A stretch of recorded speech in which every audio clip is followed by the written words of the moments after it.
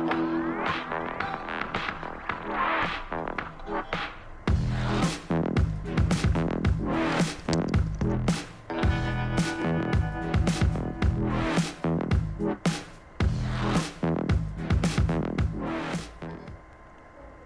dia, oitavo ano, nossa primeira aula de História nessa última semana do mês de outubro.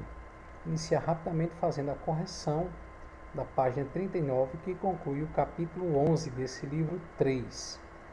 Então, letra A do primeiro seria verdadeira, letra B falsa, letra C falsa, letra D verdadeira e letra E falsa. De modo que verdadeira somente a letra A e a letra D, as demais B, C e E falsa. Faça aí a conferência na sua página 39. Segunda questão, deveríamos marcar a letra C. E a terceira questão, analisando as informações dos números que temos aí nas duas tabelas. A primeira, sobre o valor, o preço do escravizado no século XIX. E a segunda tabela da terceira questão, que mostra aí os números dos imigrantes vindos ao Brasil. Então, a primeira perguntinha lá, de acordo com a tabela 1, o que acontecia com o valor dos escravizados conforme se aproximava o final do século? Nós percebemos que à medida que os anos passavam, o século XIX ia chegando ao fim, o valor, o preço de um escravizado ia aumentando.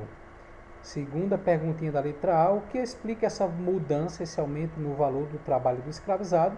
As leis abolicionistas, que nós deveremos ver mais detalhadamente na aula de amanhã.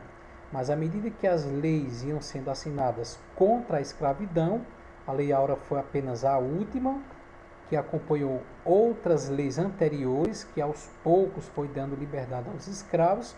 À medida que essas leis iam sendo assinadas, aos poucos os escravos nascidos com mais de 60 anos iam recebendo sua liberdade, e os poucos que restavam como escravos, o preço aumentava. Letra B, de que forma as mudanças retratadas pelos números da tabela 1 se relacionam, tem a ver com os números da tabela 2. Então, como dissemos, os números apresentados na tabela 2 mostram a quantidade de imigrantes vindos ao Brasil, de modo que, se a gente olhar, e perceberemos que à medida que o valor do escravizado vai se tornando mais caro, vamos tendo um aumento da vinda de imigrantes em substituição a esses escravizados. Então, à medida que aumenta o preço, aumenta-se também a vinda de imigrantes para substituir os escravizados.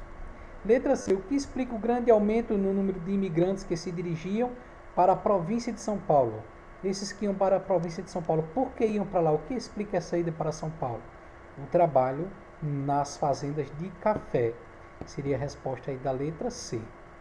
Feita a correção, podemos iniciar o novo e último capítulo desse livro 3, que vai tratar sobre o reinado de Dom Pedro II.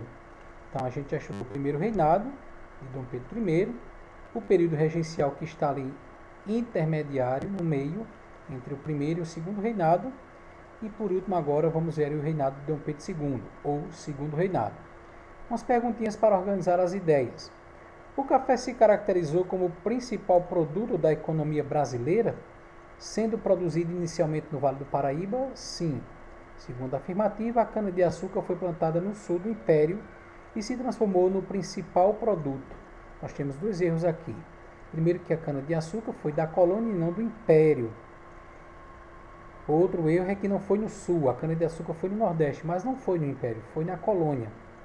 E não era o principal produto do segundo reinado, porque o principal produto era o café. De modo que essa segunda afirmativa está errada. A terceira afirmativa diz que durante esse período ocorreu um surto de industrialização que contou com a participação de Irineu Evangelista de Souza, o Barão de Mauá. Também isso nós repetimos exaustivamente nas aulas passadas. De modo que só 1 e a 3 estão corretas, marque aí um X na letra D. Política externa no segundo reinado. Essa política externa de Dom Pedro II foi marcada principalmente por defender as fronteiras, sobretudo aqui na região chamada Bacia do Rio da Prata. É ali a fronteira oeste dos estados do Rio Grande do Sul, Santa Catarina, Paraná e Mato Grosso. Vai dizer que, além de ser uma região de preocupação de defesa desses territórios ou dessas fronteiras, também a potência Inglaterra tem interesses econômicos nessa região. De modo que o país, né, nós vamos ver na próxima página, os países dessa região, que são Argentina, Uruguai, Brasil e Paraguai, o país que tomasse a briga ia ter aí o apoio dos ingleses, conforme você vê, dissemos aí nesse mapa da página 42. Nessa época, em 1828, portanto ainda no primeiro reinado de Dom Pedro I, o presidente argentino era o Juan Manuel Rosas, que tinha aí como interesse também defender as fronteiras argentinas. Ele amplia essas fronteiras, transfere a capital, o centro, para a cidade de Buenos Aires. Ele toma no segundo parágrafo uma medida muito drástica, assim, meio que contraditória. Ele proíbe navios estrangeiros de navegarem por esses rios que você vê aí denominados no mapa. Então essa é a região chamada a região Platina, ou a bacia do Rio da Prata. Quando ele proíbe navios estrangeiros de navegarem pelos rios da bacia do Prata, afeta sobretudo os interesses franceses e ingleses, e principalmente o mais prejudicado na América do Sul foi o Paraguai, porque os demais países, Uruguai e Brasil, poderiam estabelecer portos voltados para o Oceano Atlântico. No caso do Paraguai, ficava totalmente isolado ali, sem outra saída que não fosse pelos rios. Com isso, no Uruguai, o Paraguai está isolado, no Uruguai começa uma briga pelo poder entre os comerciantes e os proprietários rurais. Os comerciantes serão apoiados pelo governo brasileiro, já os proprietários fazendeiros serão apoiados aí pelo governo argentino. Então, o governo imperial, Dom Pedro II, temendo que se os proprietários, os fazendeiros apoiados pela Argentina ganhassem a briga aqui no Uruguai, aumentaria o poder e a influência argentina. Então, com isso, é feita uma aliança entre Brasil, os comerciantes uruguaios e os próprios argentinos, que eram contrários ao seu presidente, o Juan lá das Rosas. Esses três grupos, brasileiros, uruguaios, no caso comerciantes uruguaios, e argentinos opositores ao presidente argentino, eles vão em diversas batalhas no ano de 52 conseguir derrotar o presidente argentino, o Juan Manuel Rosas. Em 56 é feito aí um tratado de amizade entre o Brasil e a Argentina. Na imagem você vê uma ilustração em que o Juan Manuel Rosas é derrotado nessa batalha no dia 3 de fevereiro do ano de 1852. Resolvida a questão com os argentinos, 12 anos depois vai estourar a famosa Guerra do Paraguai. Mas antes de nós adentrarmos na Guerra do Paraguai, 12 anos após essa batalha com os argentinos, ou especificamente com o presidente argentino, vamos rapidamente responder essas questões. Qual a importância daquela região do mapa para a Argentina e para o Brasil? Era importante vias de comércio para a Argentina e para os estados brasileiros ali a oeste. Segunda pergunta, por que para o Paraguai essa navegação era crucial? Então, se para o Uruguai, para o Brasil, para a Argentina eram importantes, para o Paraguai era mais do que importante, era crucial, ou seja, só tinha aquela alternativa, pelos rios, não tinha outra alternativa. Então, por que era crucial para o Paraguai? Porque não tinha outra alternativa, somente a saída era pelos rios. Terceira pergunta, por que a política protecionista do presidente argentino Rosas era prejudicial ao Brasil? Porque ele proibiu o acesso aos rios por parte dos estados a oeste. Seria essa a resposta do terceiro. Proibir a navegação dos estados brasileiros a oeste. Dissemos que 12 anos após essa guerra contra o presidente argentino, vai estourar aí, também por esse motivo, pelas navegações nos rios da região da Bacia do Prata, região mostrada no mapa anterior.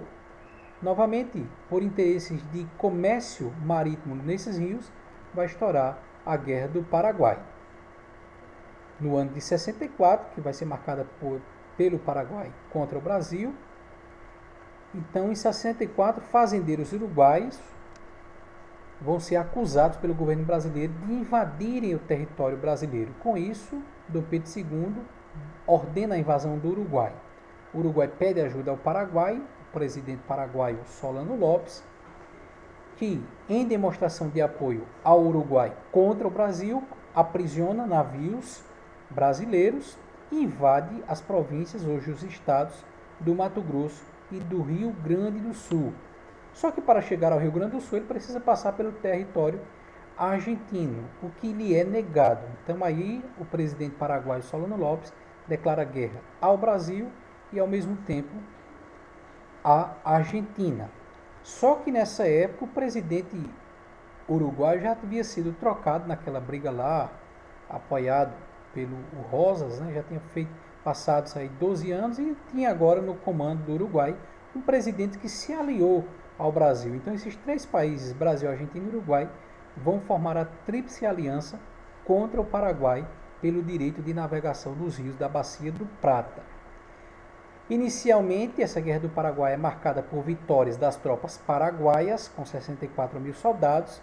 No entanto, a situação se reverte a favor dessa Tríplice Aliança Brasil, Argentina e Uruguai na Batalha do Riachuelo, que é tida como a batalha que inaugura a Marinha Brasileira, da qual você vê aí uma ilustração. Nessa batalha do Riachuelo as coisas mudam. Se até então as tropas paraguaias vinham alcançando vitórias, a partir da Batalha do Riachuelo começou a ter derrotas. As consequências ao final da guerra foram drásticas, dramáticas, tristes para a Argentina, Uruguai e Brasil, que saíram endividadas com empréstimos da Inglaterra. O Brasil, que até então tinha o seu exército, os seus militares pouco valorizados, a partir da Guerra do Paraguai, esses militares, o exército como um todo, ganha força política e é dentro do próprio exército que vai se disseminar, se espalhar ideias republicanas de trocar a monarquia, o imperador, por um presidente. Lembremos, só adiantando, que o primeiro presidente virá dos militares, o Marechal Deodoro da Fonseca, e esse ganho de poder político, esse destaque político que o exército vai ganhando e o espalhar, o disseminar das ideias republicanas é que vai iniciar a crise do segundo, ou a crise da monarquia brasileira como um todo, né? O Paraguai vai ser o que mais sofreu, tendo uma baixa aí da população de 400 mil habitantes para pouco mais da metade, 231 mil, quase metade dos paraguaios morreram em guerra, principalmente homens e jovens. O que sobra são idosos, crianças e mulheres que não representam uma força ativa na reconstrução de um país. Então vai ter muitas dificuldades para reconstruir sua economia. E a legenda dessa imagem, que mostra um capitão de uma companhia de escravizados que lutaram na guerra, nos traz uma informação muito curiosa, a de que os escravizados envolvidos que se prontificassem a lutar pelo Brasil na Guerra do Paraguai teriam, ao final da guerra, a sua liberdade, o que infelizmente não aconteceu. Dito isto, para casa vocês mandam lá no Classroom as perguntinhas da página 45 do livro didático. Abençoado restante de segunda-feira.